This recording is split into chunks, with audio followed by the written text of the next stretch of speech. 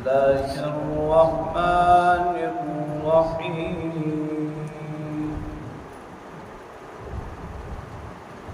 كتب عليكم القتال وهو كره لكم وعسى أن تكرهوا شيئا وهو خير لكم وعسى أن تحبوا شيئا وهو شر لكم والله يعلم وأنتم لا تعلمون. صدق الله وصدق رسوله النبي الكريم.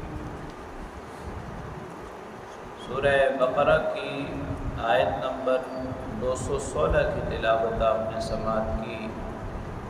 ترجمہ سماعت فرمائیں. کتب علیکم القتال، جہاد تمہارے اوپر فرض کر دیا گیا ہے. وَهُوَ كُرْهٌ لَكُمْ، اور وہ تمہیں ناپسند ہے. وَعَسَىٰ أَن تَكْرَهُوا شَيْئًا، ممکن ہے کہ تم کسی چیز کو ناپسند کرو. وَهُوَ خَيْرٌ لَكُمْ، اور وہ تمہارے لیے بہتر ہو. وَعَسَىٰ أَن تُحِبُّوا شَيْئًا، اور ممکن ہے تم کسی چیز کو پسند کرو. وَهُوَ شَرٌّ لَكُمْ، اور وہ تمہارے لیے برا ہو. وَاللَّهُ يَعْلَمُ وَأَنْتُمْ لَا تَعْلَمُونَ، اللہ تعالیٰ خوب جانتے ہیں اور تم نہیں جانتے.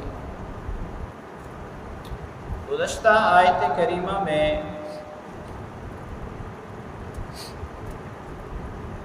مال اللہ کے راستے میں خرچ کرنے کا حکم تھا، مالی قربانی کا حکم تھا.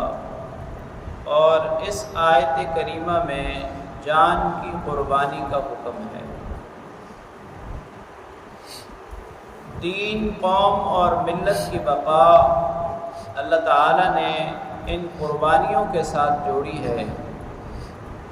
مالی قربانی ہو یا جانی قربانی، یہ بقا کی ضامن ہے. مکہ مکرمہ کی زندگی میں جہاد کی اجازت نہیں تھی، حتیٰ کہ دفاعی جہاد کی بھی اجازت نہیں تھی. جب آپ صلی اللہ علیہ وسلم ہجرت کر کے مدینہ طیبہ تشریف لائے تو ابتداءً دفاعی جہاد کی اجازت ملی. اگر کافر تمہارے ساتھ لڑیں، تمہارے مقابلے کے لیے نکل کھڑے ہوں تو تم اپنا دفاع کر سکتے ہو.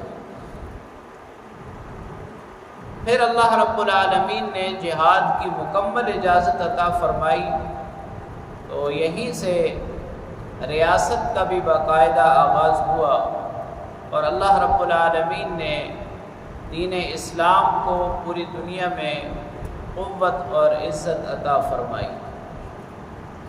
تو قتال کی فرضیت کا حکم دینے کے بعد اللہ کریم فرماتے ہیں کہ جہاد تمہارے اوپر فرض ہو چکا ہے، فرض کر دیا گیا ہے، لیکن جان ہر آدمی کو پیاری ہے، اس لیے طبعی طور پر ناپسندیدگی اس میں موجود ہے. انسانی فطرت ہے کہ جس چیز میں نقصان ہو، چاہے وہ مال کا نقصان ہو یا جان کا نقصان ہو، اسے طبیعت ناپسند کرتی ہے. تو یہاں ناپسندیدگی سے مراد طبعی ناپسندیدگی ہے. اور اللہ رب العالمین نے یہ بھی واضح فرما دیا کہ اے ایمان والو، میں تم سے زیادہ جانتا ہوں، تم نہیں جانتے کہ تمہارے لیے کیا چیز فائدہ مند ہے اور کیا چیز نقصان دہ ہے. اور ایسا بھی ہو سکتا ہے کہ جس چیز کو تم ناپسند کرو وہ تمہارے لیے بہتر ہو، اور جو تمہیں پسند ہو وہ تمہارے لیے نقصان دہ ہو.